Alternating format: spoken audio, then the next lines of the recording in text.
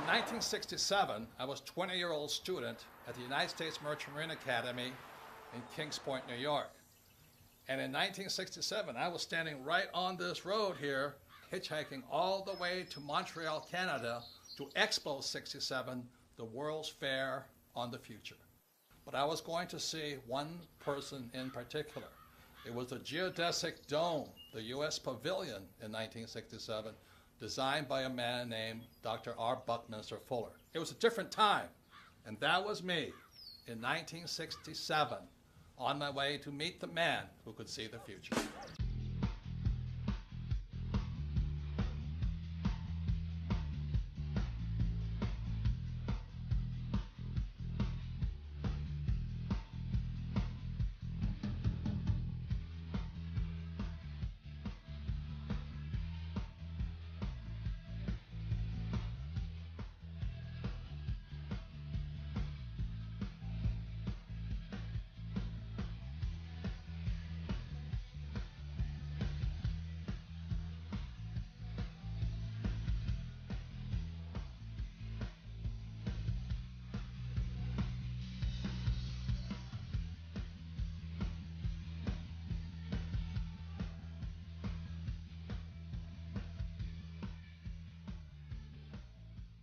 Fuller was a futurist, and he's one of the first persons that systematically defined how you and I can see the future.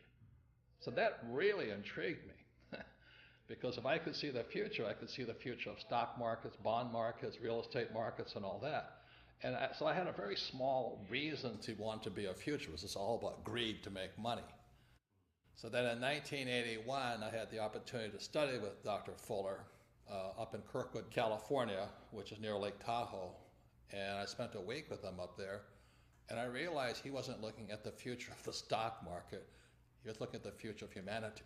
But the people running our economy, running the world, running our banks, running our politics, have us on a collision course with disaster.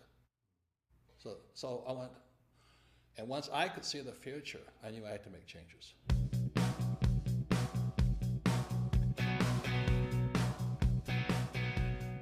I was in rock and roll. You know, I had bands like Van Halen, Boy George, Duran Duran, The Police, and I was having fun. Man, it was sex, drugs, rock and roll, and I was in my 30s. I thought it was hot, my freight life. You know. Then I met Fuller, and then I changed. You know, there's more to my life than just making money and selling hats, wallets, bags, T-shirts, and sex, drugs, rock and roll. And so after 1981, I started studying with him more earnestly. I studied his books more, especially his book, Critical Path. I started applying what Fuller's teachings, how to predict the future, to the markets, because that's my interest. That's my Rich Dad and Bucky Fuller, that's where they come in line. They say the same thing. The markets are manipulated.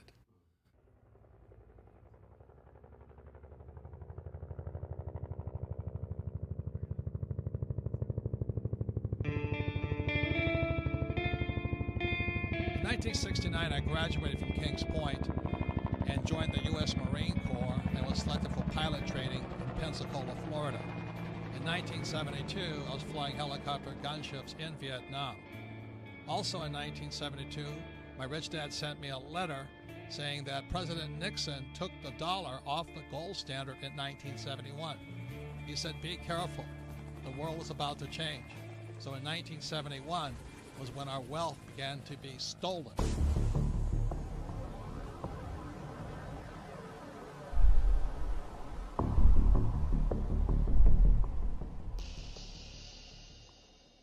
Since 1981, I had the privilege, the good fortune to study with Dr. Fuller 3 times. And then when he passed away on July 1st, 1983, I really felt a complete loss. Yet a responsibility to pass on the knowledge and wisdom he had taught me in my class. So after 1983, I began to make predictions. And, making predictions is very risky because you sound like an idiot. And in many ways, I sounded like Chicken Little saying, the sky is falling, the sky is falling, the sky is falling. And if you look at what's happening in the world economy today, for millions of people, the sky is falling. So in 2002, I published this book here called Rich Dad's Prophecy. Again, it was 2002, and what this book predicted was a giant crash coming in 2016. So 14 years ahead of schedule, I was making this prediction. But I also made one intermediate prediction behind that, was that there would be a secondary crash before the giant crash of 2016. So this is me on CNN with Wolf Blitzer, looking like a complete idiot, making a prediction on the coming crash. If people start pulling out of the markets in their 50s, in their early 60s, and not having that sort of exposure, we are never going to get to a point where our money lasts as long as we need it to. We need to be participants in this system into our 70s and into our 80s, and then we need a plan for withdrawing those assets, just like we needed a plan for putting those assets in. Yes, and you're putting those assets into those investment bankers that are in financial trouble today. And all I'm saying is, aren't these guys supposed to be the smartest guys on earth? And shouldn't we be careful who we take financial advice from, including the four of us on this panel? Yeah, absolutely. Absolutely. And that's what I'm saying. There's a lot of bad advice. But Robert, out there. you're really that worried about Goldman Sachs and Lehman Brothers? Yes. I'm afraid the Federal Reserve will eventually or come close to bailing them out. That's what I'm concerned about. And that young lady who says the taxpayers are not in trouble, who's going to pay for that bailout again as the taxpayer? Lehman Brothers says it plans to file for Chapter 11 bankruptcy protection. The collapse of Lehman Brothers. Lehman Brothers collapsed. Hundreds of bailed out banks are still struggling to repay taxpayers. Way back in 1997, I published this book, Rich Dad, Poor Dad. And in Rich Dad, Poor Dad, I said three things that got me in a lot of trouble.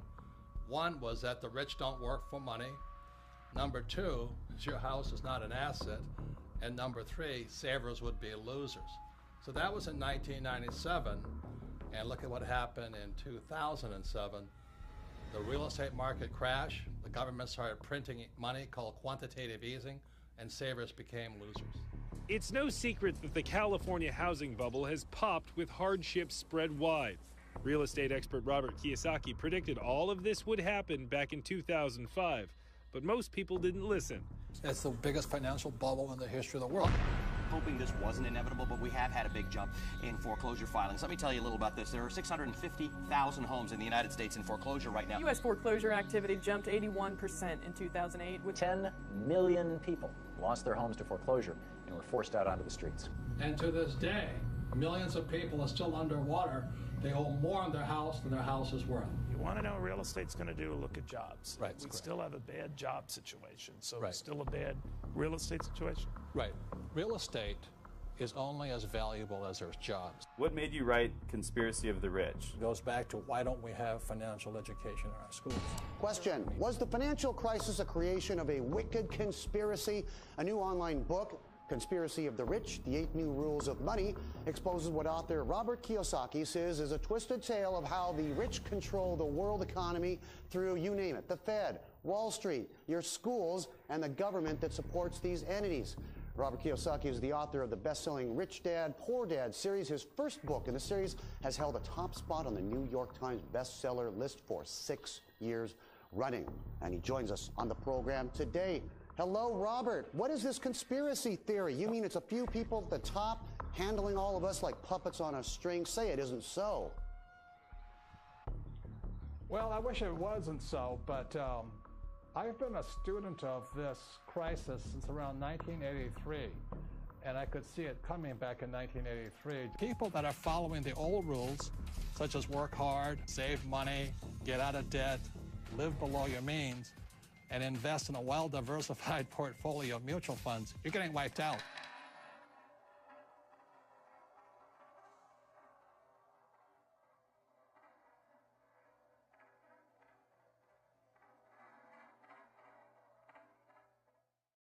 So all coins have three sides.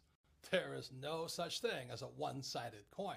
See, all coins have heads on one side and tails on the other side, and the third side is the edge. So in real life, there'll always be people who say you're right, other people who say you're wrong. There's other people who are saying that we should be Republican or you can be a Democrat. See, the intelligent thing to do is stand on the edge. You see, intelligence is found on the edge. The moment you take a side, you say one side is right and the other side is wrong, you become an idiot. And in today's world, we have the battle between the capitalist and the socialist. I say both sides are right, but the most important thing to do is which side is best for you. So stand on the edge, be intelligent, and look at heads and tails. The test of a first-rate intelligence is the ability to hold two opposed ideas in the mind at the same time and still retain the ability to function. F. Scott Fitzgerald. On July 1st, 1983, I was driving down the highway in Honolulu, Hawaii, and it came over the radio, futurist and genius Buckminster Fuller passed away today. And this overwhelming sense of, I had to pull over to the side of the road, all these cars whizzing by, and just cry.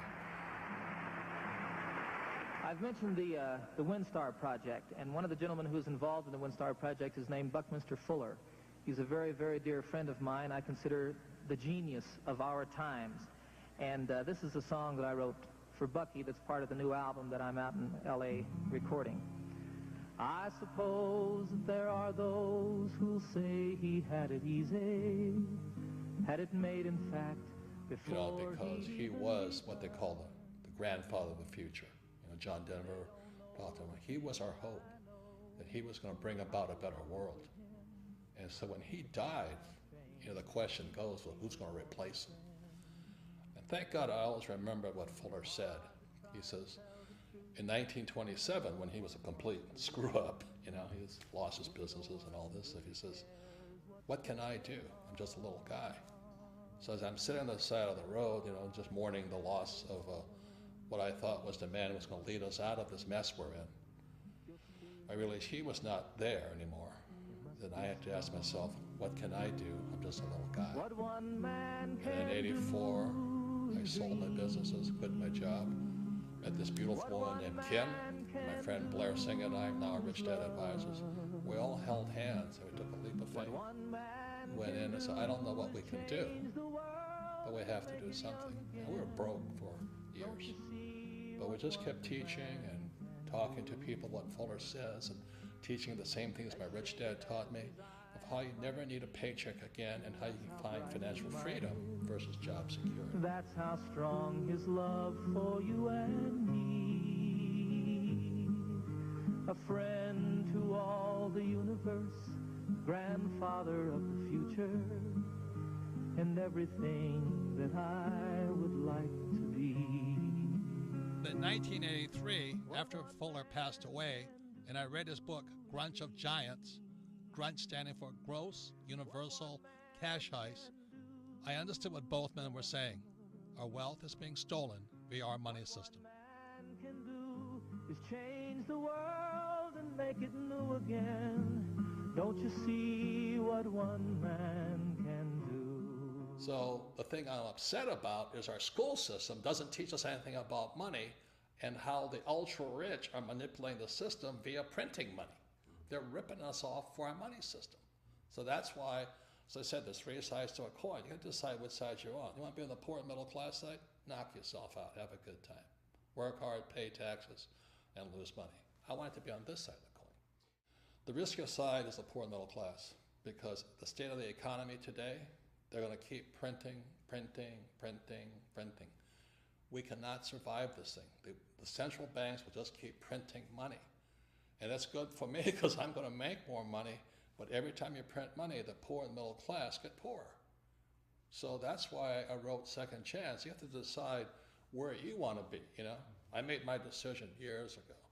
I don't want to be on the poor and middle class side.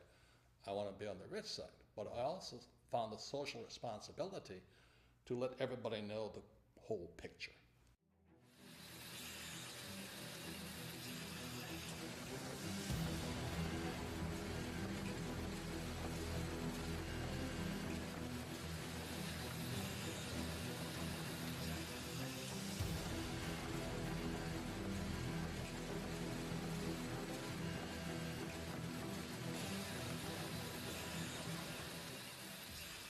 Fuller was not only a futurist, he was a scientist, a mathematician, some call an architect.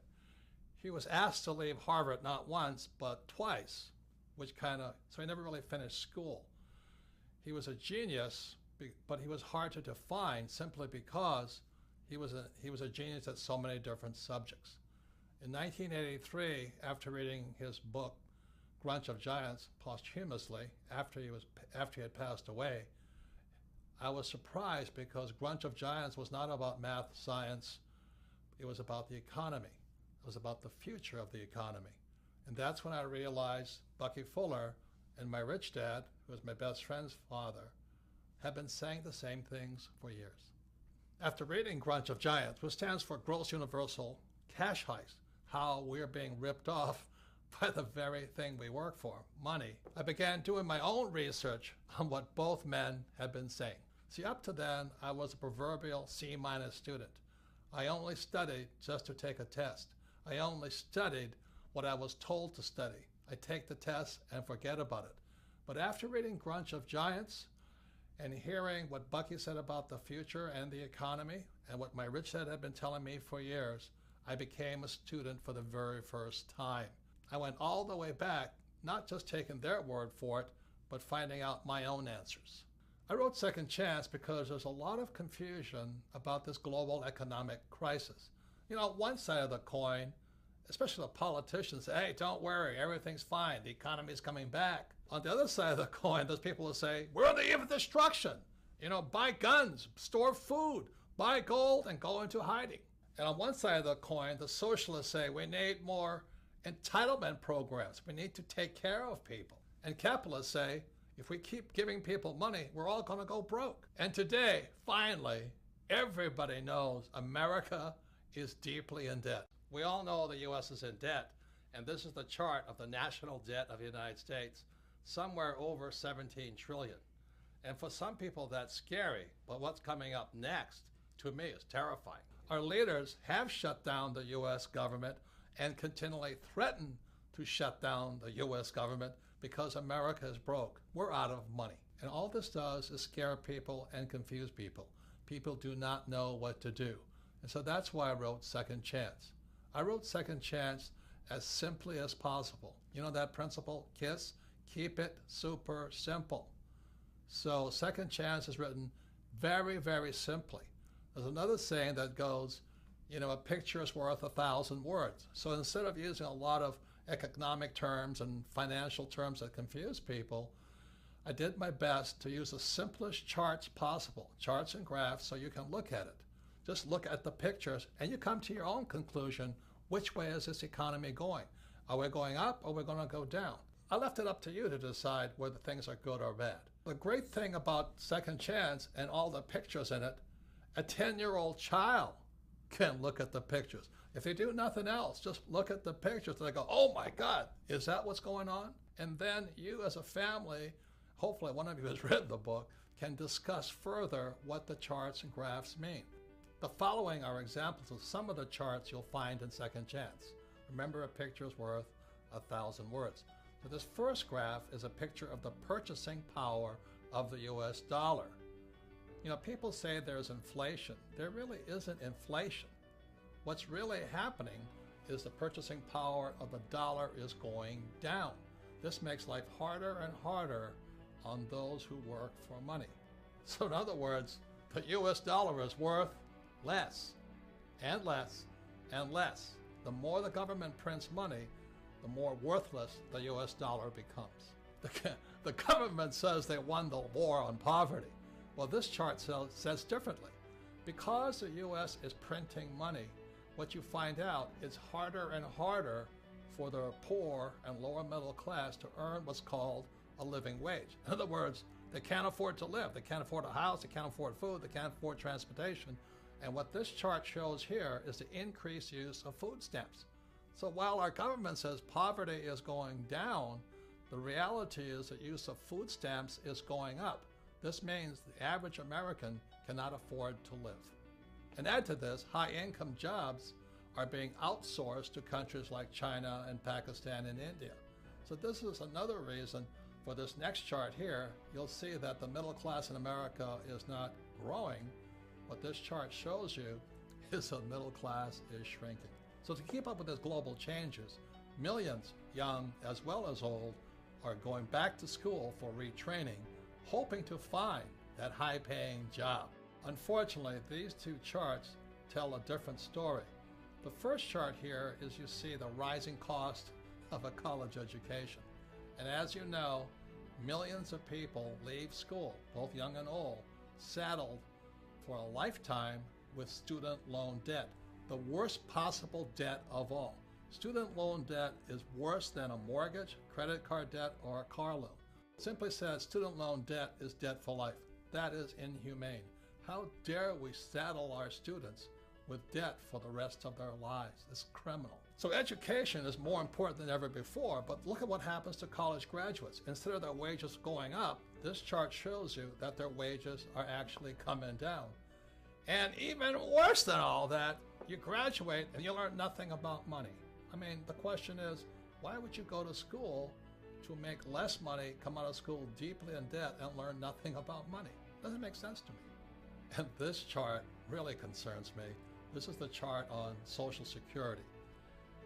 If you look at this chart, you notice just around 2012, the Social Security Trust Fund goes bankrupt. It starts operating in the red.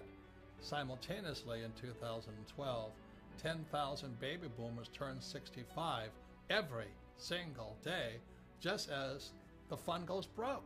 How are we going to pay for this? You know, what's going to happen to these old guys? What's going to happen to my generation, the baby boomers? Will the baby boomers, the most affluent generation in history, soon become the baby busters? I'm concerned about my own generation. Worst of all, how are we going to pay for these old guys like me? You know, Medicare goes up, expenses go up. You know, life doesn't get cheaper when you get old. You know, it is estimated that Social Security, Medicare, and other entitlement programs is an off-balance sheet debt of $100 trillion to $250 trillion. Most people do not know how big that debt is. How are we going to pay for this? Print more money? Who is going to pay for this? You? Your kids' grandkids? Who is going to pay for this? Are we just going to print more money? And this leads to the next thing that really concerns me. These next two charts shows you what happens when a country prints too much money. Again, as Bucky taught me, to see the future, look at the past.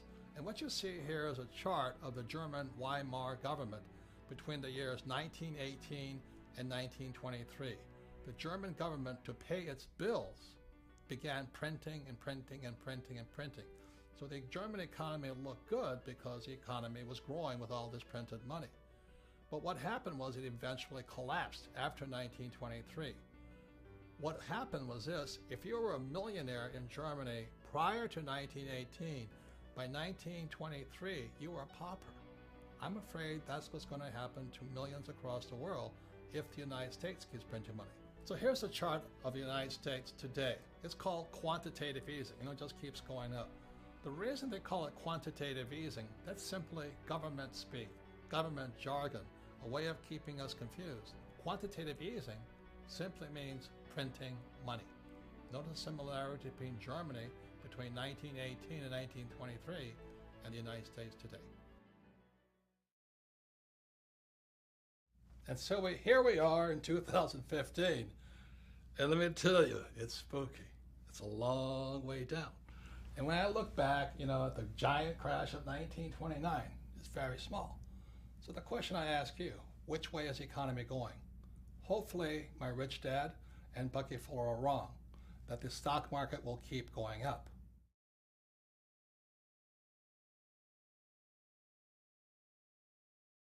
Looking for a savior, the German people elected Adolf Hitler Chancellor of all Germany in 1933. After taking control of Germany, Hitler is quoted as saying, "What luck for the rulers when men do not think." Same thing is going on in America today. That's why there's no financial education in school, and that's why our government can get away with what it's doing. I see similarities between then and now. Do you? And that's why I wrote Second Chance, because it's time we start to think.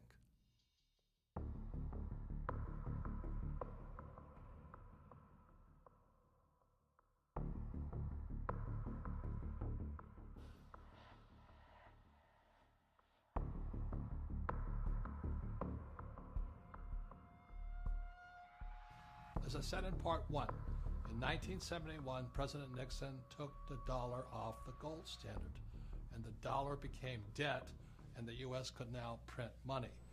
I have directed Secretary Connally to suspend temporarily the convertibility of the dollar into gold or other reserve assets. The problem is our education system never changed after 1971. You see what low grade you made on your weekly mathematics test? More than half of you failed. Most of those who passed just got by. Nobody had 100%. And now we have this gap between the rich and everybody else. And this is dangerous. The gap between the rich, poor, and middle class is too wide. And for the first time, the American dream is disappearing. Instead of the American dream where everybody become rich, many people in America and throughout the world are angry at the rich. You know, today some politicians are saying, look at the gap between CEO pay and employee pay. Well, that is the American dream, to get rich. Do you get angry at the Kardashians for making $1 million? Do you get angry at sports stars for making $1 million? Do you get angry at rock stars for becoming rich? Look, if you're going to get angry at somebody, get angry at our school system. Look, this is not an economic crisis. This is a crisis in education, which is why I always ask, why is there no financial education in schools? That's where the gap is caused. You can't give people money and expect the gap to get closer. That's crazy. So this next section, you will find out from me, if I ran the schools, this is what financial education would look like.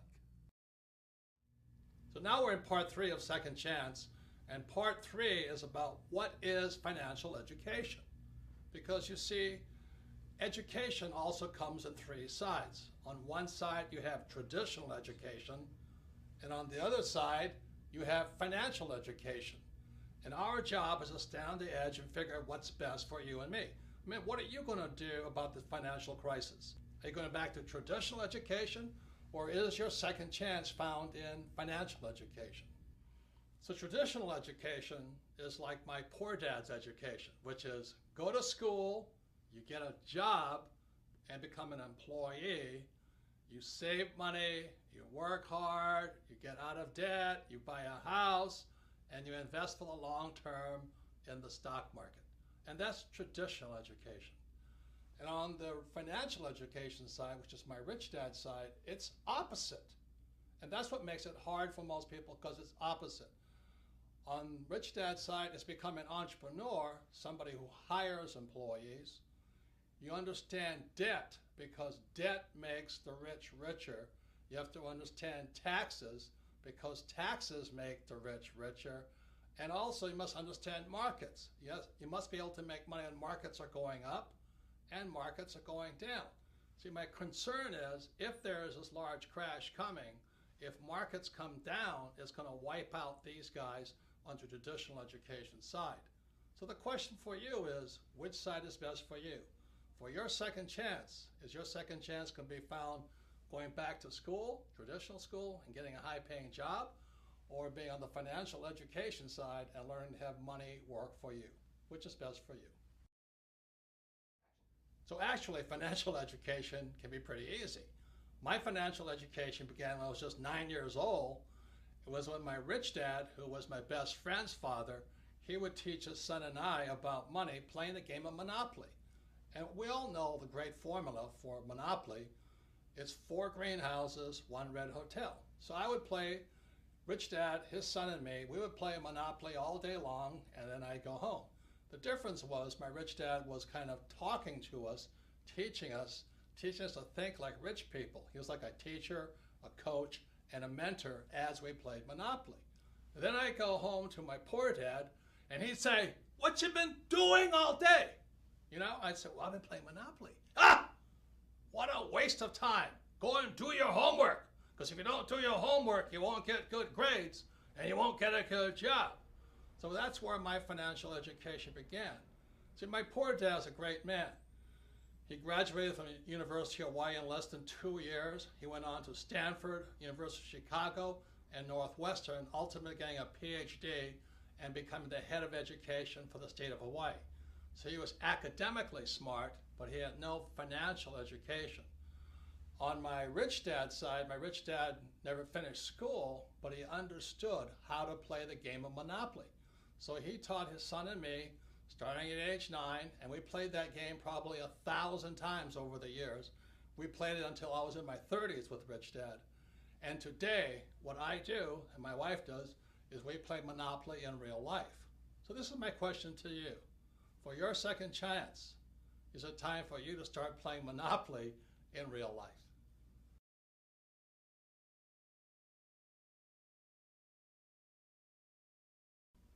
So behind me is the cash flow quadrant. It is book number 2 in the Rich Dad series. And the cash flow quadrant is a very important book. And again, you're going to find out things are opposite. See, on one side of the quadrant, you have E and you have S. This is my poor dad side. E stands for employee. S stands for self-employed, small business, specialty, a specialist, or a star, like a movie star or golf pro. So we have E's and S's on one side, and on my rich dad side, you have B's, which stands for big business. These are the guys like Henry Ford, Mark Zuckerberg, Steve Jobs, Bill Gates. And I stands for investor, but just not any investor. This stands for professional investor. See, most people who invest on the E and the S side, they invest in 401ks, they invest in IRAs and Roth IRAs. These guys are passive investors. When we talk about investor, we're talking about proactive, professional investors. So on this side is my poor dad side, E's and S's, and on this side are B's and I's, and this is my rich dad. So when I was a young man, I had to decide which side was best for me, E or S, B or I.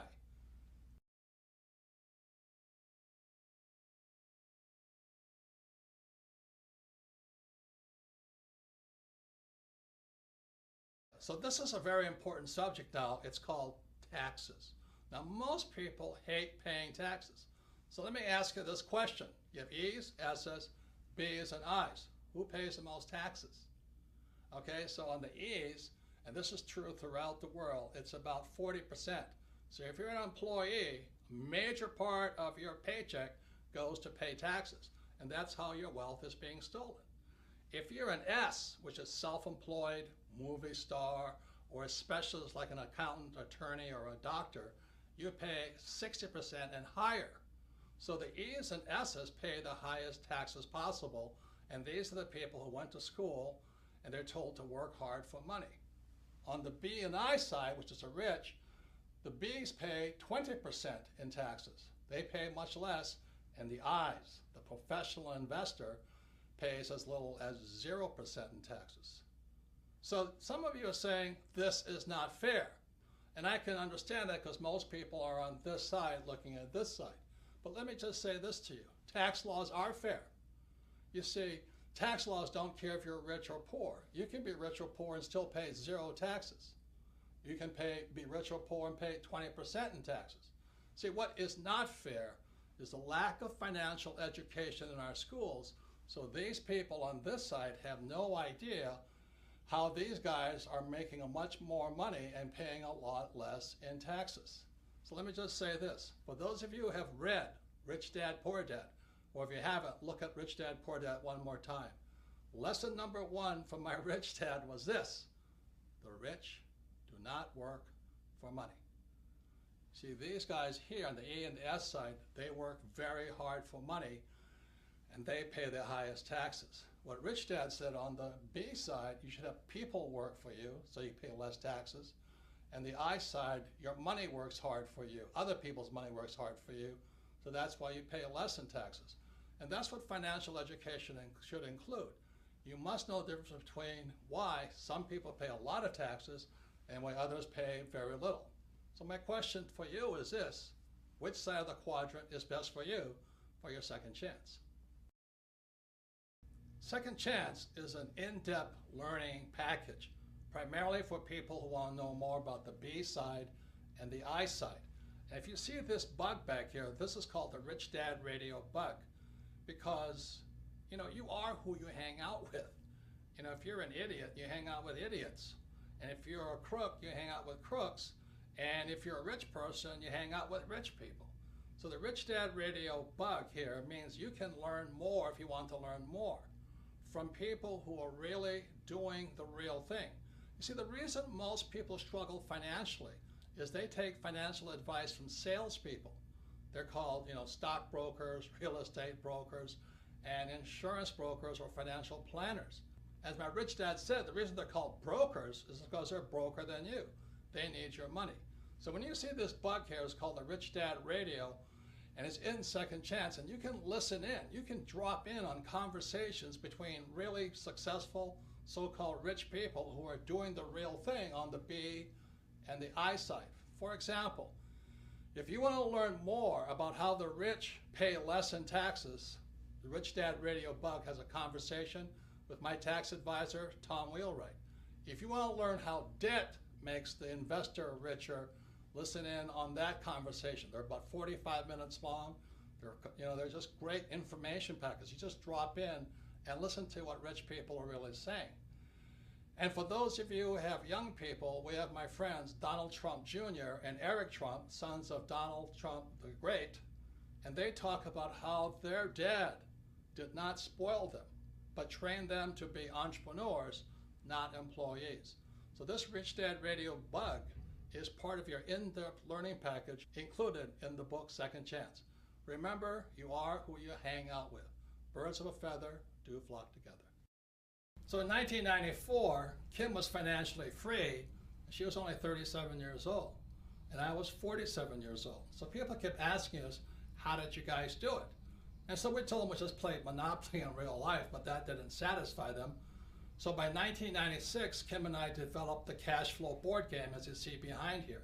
And many people say the cash flow board game is Monopoly on steroids.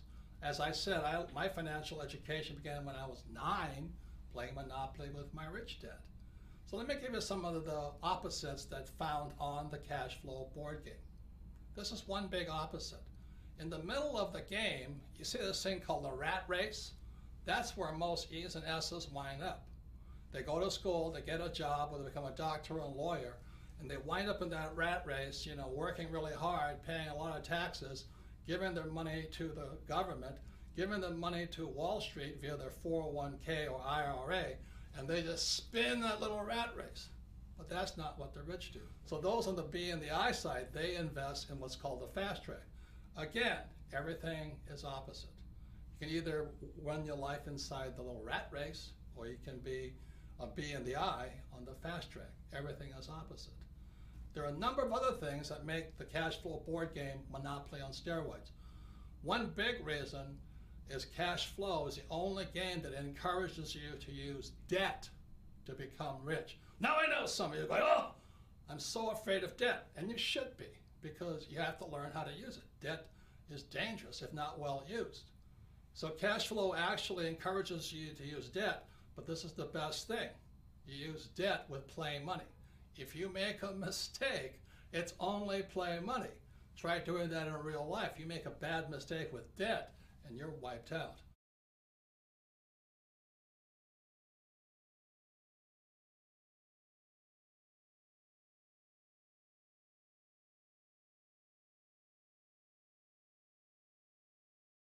This is the most important part of the cash flow game. The cash flow game, again, Monopoly on steroids, is the only game that teaches you to use a financial statement.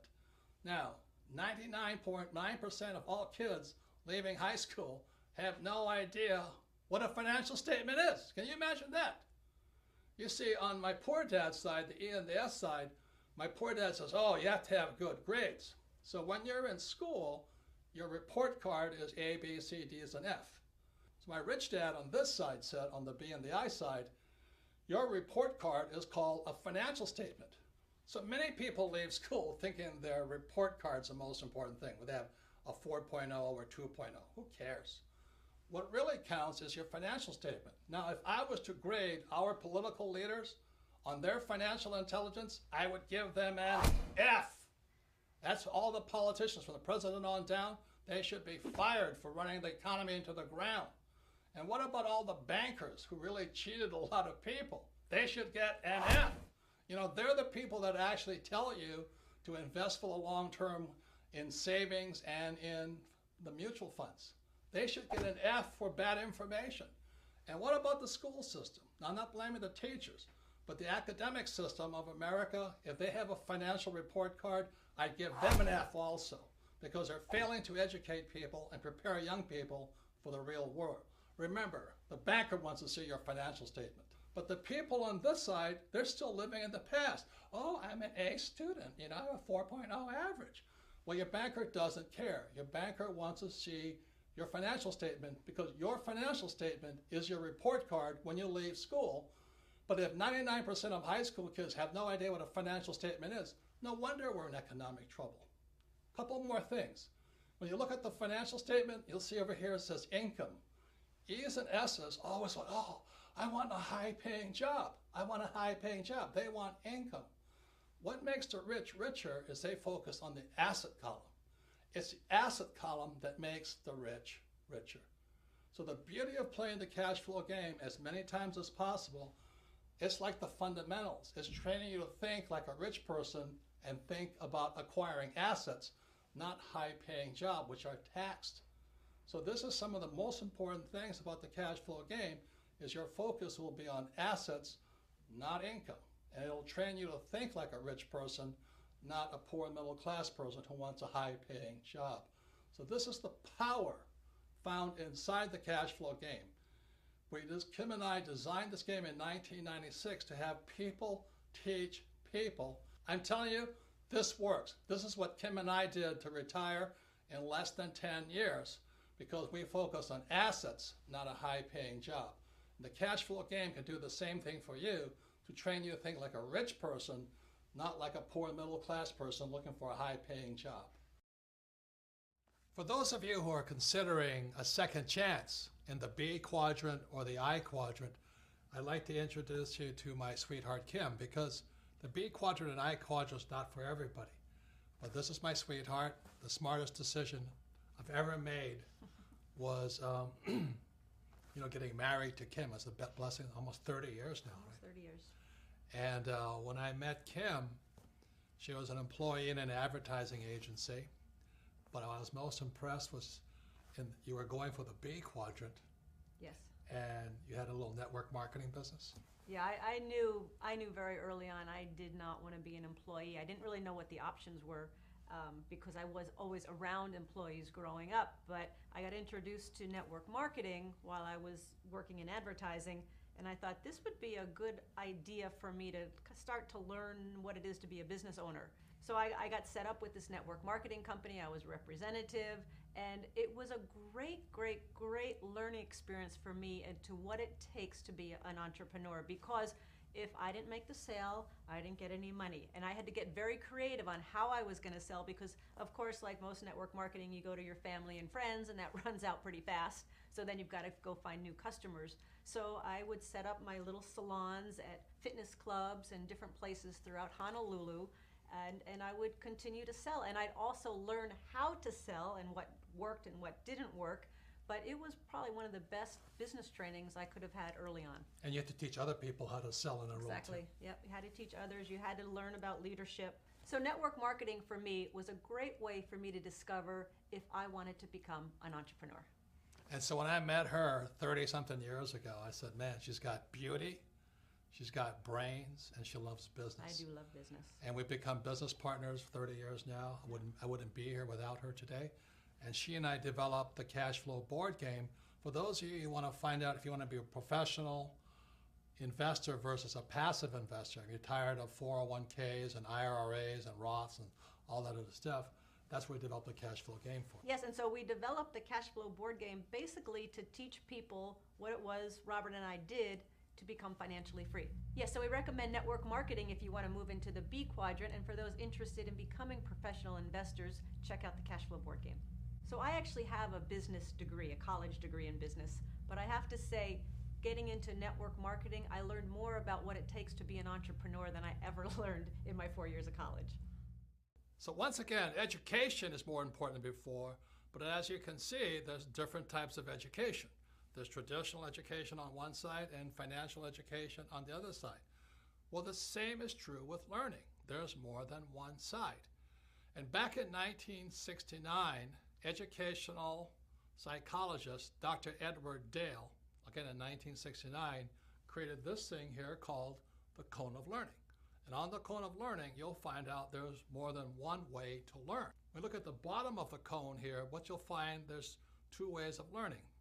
There's reading and then listening to words or listening to lecture. This is my poor dad's way of learning. To me, as a kid, it was boring, boring, boring. At the other end of the cone of learning, you'll find the best way to learn is to do the real thing, but just below that is a thing called simulation. Simulation is another word for games or practice or simulating doing the real thing. So at the top of the cone was the way my rich dad taught me. At the bottom of the cone is where traditional education or my poor dad tried to teach me. So what Edgar Dale, again, Dr. Dale in 1969, educational psychologist, found out that reading, you retain the least, less than 10%. And then when you listen to lecture, it's about 20%.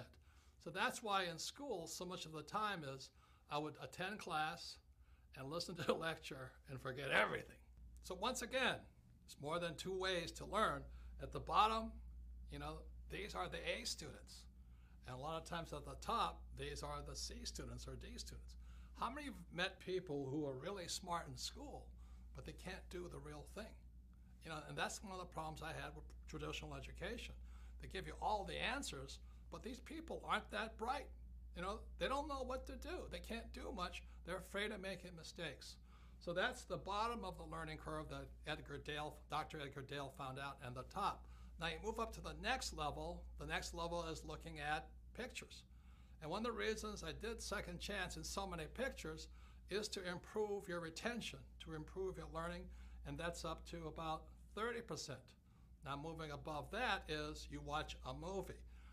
And this movie called The Man Who Could Predict the Future is, again, we did it just to increase your retention, so you remember more and forget less.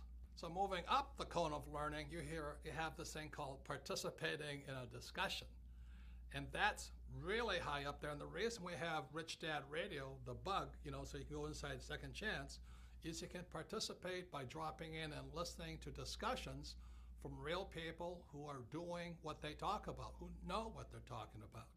And up at 90% is a thing called simulation. And that's where games come from. The reason I learned so much from my rich dad was because my rich dad used a game of Monopoly. 4 greenhouses, 1 red hotel. I retained a lot. I learned a lot. And then rich dad would coach me and talk to me and educate me about how to do the real thing. So that I hear many people say, oh, it's so risky. What you do is so risky. Oftentimes, those are the people who are like my poor dad. They did well in school, a lot of times A students, many times accountants and attorneys and doctors, but they've only learned how to learn from reading and from lecture. And when it comes up to this level here, which is practice in the simulation, playing the game, and then doing the real thing, then they say it's risky. And it is risky if you've been taught not to simulate, not to practice. You see, the way we as humans are designed to learn is by making mistakes. For example, a baby learns to walk by standing up, falling down, standing up, falling down. Then after they learn how to walk, then they learn to run, then they get on a bicycle, and again, they fall off, stand up, fall off, and then they learn how to ride. But our school system, especially down at the base level here, the reading and lecture, is if you make a mistake, they punish you. They always punish you for making a mistake. That's why so many of these really smart people can't do anything, because this is what Edgar Dale is talking about. It's simulation and then doing the real thing. So what I suggest is you read this book, listen to some of the lectures, watch this video in entirety, discuss it, participate in it, listen to what the experts are saying, and then you may want to play either Monopoly or the game Cash Flow and play it and play it and play it again until it sinks into your head. and then you do the real thing. That's what I suggest. But if you're afraid of making mistakes, which is what these people like my poor dad are, what if I make a mistake? If I make a mistake, I'm stupid, I'm stupid. Well, that's what's wrong with the school system. That's what's wrong with traditional education. They punish you for making mistakes. Now you look at it this way, I love flight school. I love learning to be a pilot and getting ready to go to Vietnam. The reason I like flight school at Pensacola, Florida and Camp Pendleton, California was because we simulated in preparation to doing the real thing. So this is what flight school looked like. We'd go to school in the morning, we'd listen to real instructors lecture us, then we'd fly in the afternoon. So study in the morning, fly in the afternoon, and then we did the real thing in Vietnam. Now, one of the things we practiced was crashing. It seems strange to people, but we as Marine pilots practice crashing, practice emergency, crashing, emergency, emergency, emergency. So when the real thing happened, when I was in Vietnam, I went down 3 times, and this is what a picture of a helicopter gunship looks like going into the water. When it happened, it was frightening, but we knew what to do. We were not killed because the Marine Corps and Navy flight school teaches us to practice, practice, practice, crashing, crashing, crashing. And that's what you'll learn in Monopoly or the cash flow game by listening to our coaches or listening to the radio show or listening to real instructors who are doing the real thing. Then you're ready to do the real thing. So is investing risky? Is starting your own business risky? Yes. But what is worse is by just knowing the answers and reading books and not knowing how to do the real thing. So the purpose of Rich Dad was we want you to simulate, practice, and learn. You know, today I'm reading constantly, and I'm going to classes constantly, and I'm also practicing, making my mistakes, learning from my mistakes, and doing the real thing. That's the way humans are designed to learn. The trouble is our government and our economy and many of our businesses are run by people who only know how to read and only learn by lecture. And that's why we're in severe financial trouble today. So once again, education has more than one side. It is important you read, but as well as you practice and do the real thing, because that's where real learning takes place. As a set of pictures worth 1,000 words, I did my best to keep it super simple so you can decide what's best for you. You see, we're all different. You know, what I do with my money is different than what you should do. For example, because I have financial education, I don't save money. I love debt. I use debt. I understand the tax law, and I don't invest for the long term in a 401k in the stock market. I won't do that, but it might be the best move for you. So again, when you read Second Chance, you can sit there and look at it and go, well, what's next for me? Since most people have no financial education in our schools, most people have to wait to be told what to do. Second Chance gives you the opportunity to decide what's best for you. What one man can do. So in 1983, after Dr. Fuller passed away, I had to ask myself, what can I do? I'm just a little guy. But then I realized what I could do is teach the world what my rich dad taught me. So my question to you is, what can you do? Don't you see what one man can do? As shaded as his eyes might be, that's how bright his mind is. That's how strong his love for you and me. A friend to all. As we all know, 2016 will soon be upon us. We have about a year and a half to find out if Rich Dad's prophecy and Bucky Fuller's predictions will come true. Let's hope they were wrong. Yet as you all know, if you saw in part 1 on CNN with Wolf Blitzer and Bloomberg and other TV stations, I did get it right. As predicted in Rich Dad's prophecy, there would be a preliminary crash prior to the giant crash of 2016. And that preliminary crash came in October 2007 when the Dow hit 14,000 and headed down and led to the crash and economic crisis we are in today. The crash of 2007 was a warning. It was meaning, get prepared. Unfortunately, Grunch is not making any changes, but the good news is you can. So that's why I wrote Second Chance. There are things that you can do to not be a victim of the coming giant crash, whether it comes in 2016 or a few years later. But it is coming. See, crashes can be good because crashes, like a coin, has three sides. You know, you can stand on the edge and look and say, well, which side of this crash do I want to be on? You know, on one side, the crash will wipe out millions of people, just as the crash of 2007 did.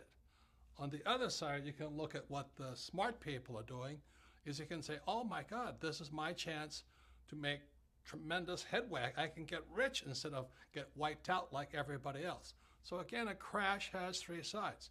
Your job is to decide which side do you want to be on. You want to be on the side that gets wiped out, or you want to be on the side that makes fortunes because of it? See, the good news is, after 2007, many companies and many individuals started making changes. They said, look, we got to do something different. So those people, when the next crash comes, again, be it 2016 or a few years later, they'll be stronger, better, more prepared to do very well when that crash comes. So the good news is, in a crash, you can get richer much, much faster. I mean, after 2007, I thought I died and went to heaven. It was a wonderful time, except unfortunately, millions of people got wiped out because they didn't know what was coming. So remember this, it's really a good time in a crash because when things come down, you actually can get rich faster if you know what you're doing. For example, and let's say this doesn't happen, let's say the US dollar crashes, it goes down. Well, on the other side of it, if you're in precious metals like gold and silver, you can get rich really quickly. That's how crashes work. Another thing, if the dollar crashes, savers will be losers, but debtors will be winners. That's what we're coming up against in 2016. And if there is a crash in 2016, unemployment will go through the roof, which is bad for most people. But what will happen also is millions of people will want to join a network marketing company, or they'll finally want to learn to be entrepreneurs rather than employees. So there's good and bad, always three sides to every coin. So let me explain to you what's happening. On page 319 in Second Chance, you will find out why savers are losers. But let me add another layer of expertise to you. So let me get my flip chart and I'll explain to you why savers are losers today. So now don't check out on me right now. I know this may look a little confusing, but I promise you I'll make it as simple as possible. But this is how grunge is ripping off people today. This is what my rich dad saw back in 1971 and Bucky Fuller saw, which he wrote about in 1983. So this here is an equation called the exchange of money. Again, don't check out on me, hang on, but you'll understand how how grunge rips you off if you save money. So this M stands for money supply. Now why that's important is because after 1971, they could print as much money as they liked, okay? V stands for velocity, how fast your money is moving. So people who save money and people who invest for the long term, ILT, their money has no velocity. That's why savers are losing. They're printing all this money and your money is sitting still. Now, what the banks have to do is they have to give the money to people like me who are in the B and I quadrant. These are the E's and S's. These are the B's and I's. So your money is not moving. They really do not need your money. What they need are people like me to borrow money, because the only way the bank makes money is they give money to me, I borrow it, and I pay them a little bit of interest. So this is amount of money, money supply, this is velocity of money, and after 1971, they didn't need your money. Now, this equation is really important here. It's P times Q, sometimes called price and quantity. In other words, they call this nominal GDP. The reason Fuller and my rich dad could say you're getting ripped off is because this now in America is moving to China, Pakistan, India, Africa, Mexico. In other words, our production is being moved overseas. You remember when I was a kid, Ford Motor Company had human beings, making cars. Today, they're robots making cars. They don't need you. And where are those robots made? Those robots are not made in America. They're made in China, Pakistan, India, Mexico, which is good for those countries. God bless them. But unfortunately, every time you want more money, P stands for price, the big corporations like Nike, like Apple, like General Electric, they just move the jobs offshore. So that's what's really wiping out people today, is that you want more money, they're going to move offshore. And that's what's really killing people today. So if you don't understand this, don't worry. Part of it is inside Second Chance. But this is the equation. After 1971, they don't need your money anymore. That's why they don't pay any money for your savings. They don't need it. But they do need people like me who can use debt.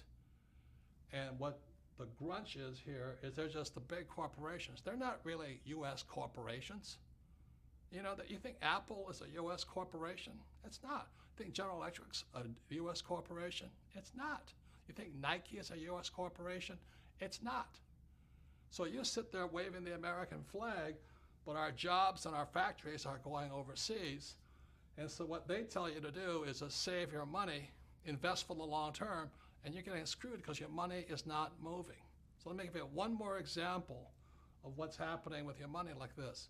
Let's say I had a restaurant, and in a night, I serve one setting of tables, one set of customers come in. I make X amount of money. But what velocity means, you want to serve 2 sets of people, 3 sets of people.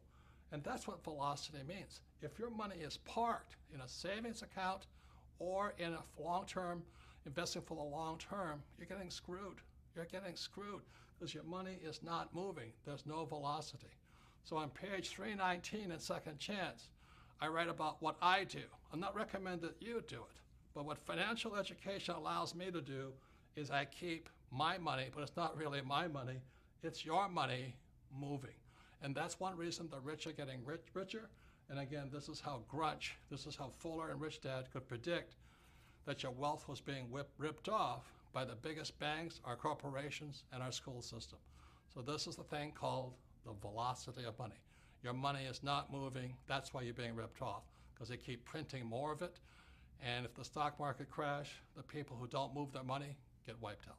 So if you don't understand this, don't worry. 99.99% of the people don't. In fact, the economist in my economics class who taught me, they didn't understand it either. They don't understand this because most economists, they save money and they have a retirement account. They have to be an investor, a B or an I, to understand this. So if you don't understand it, the reason this video is made available to all of you is sit down with your friends, 2 or 3 friends, watch this video, discuss this, discuss the whole video. Do it 2 or 3 times because repetition is how we learn. Every time you watch this video, you'll learn a little bit more. So if you don't understand this, don't worry about it because the economist who taught me this when I was in business school, he didn't understand it either because he saved his money and he invested for the long term in the stock market. And what the rich are doing is to keep the speed of their money, the velocity of their money up. Please discuss the number of times and you'll see a whole nother world. So the people that pay the highest taxes, again, are employees in the E quadrant, self-employed in the S quadrant, savers, and employees with 401ks. These are just examples of the ways grunge rips us off, steals our wealth, just because we have no financial education in our schools. That's criminal. If Fuller's predictions are true, the next 20 years will not be like the past 20 years. So for those of you who think your job is safe, think again. For those of you who think your savings are safe, think again. And for those of you who think your college education will save you, think again. The next 20 years will be unlike anything like the past 20 years. So be prepared.